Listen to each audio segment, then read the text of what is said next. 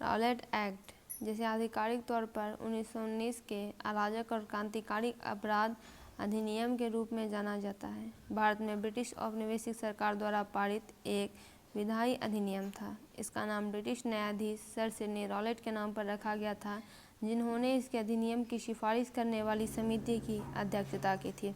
इसकी विशेषताएं: पहला है प्रिवेंटिव डिटेंशन। इस अधिनियम ने ब्रिटिश सरकार को क्रांतिकारी गतिविधियों के संदिग्ध किसी भी व्यक्ति को बिना मुकदमे के 2 साल तक गिरफ्तार करने और जेल में रखने की अनुमति दी। दूसरा है search and arrest without warrant, यानी वारंट के बिना तलाशी और गिरफ्तारी।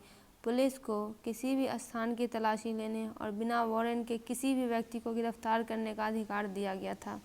फिर है इन कैमरा ट्रायल्स, यानी कैमरे के सामने सुनवाई।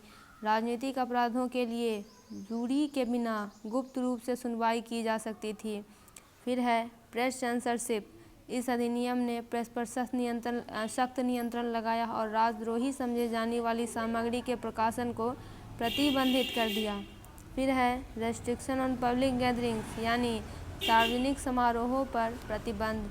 सार्वजनिक बैठकों और समारोहों को भारी रूप से विनियमित किया गया था और सार्वजनिक व्यवस्था के लिए खतरा माने जाने पर उन्हें प्रतिबंधित किया जा सकता था।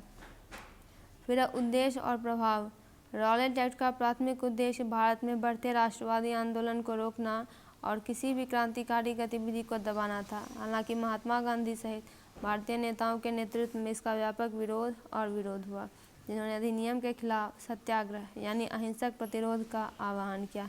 इस अधिनियम के कारण अप्रैल 1919 में जलियांवाला बाग हत्याकांड जैसी महत्वपूर्ण घटनाएं हुई, जहां ब्रिटिश सैनिकों ने एक शांतिपूर्ण सभा पर गोलीबारी की, जिसके परिणाम स्वरूप सैकड़ों भारतीय मारे गए। इस क्रूर घटना ने स्वतंत्रता के लिए भारतीय संघर्ष को और तेज कर दिया और विभिन्न क्षेत्रों और समुदायों के लोगों को ब्रिटिश शासन के खिलाफ एकजुट कर दिया। रॉलेट एक्ट को अंततः 1922 में निरस्त कर दिया गया, लेकिन यह भारत के स्वतंत्रता संग्राम के इतिहास में एक महत्वपूर्ण अध्याय बना।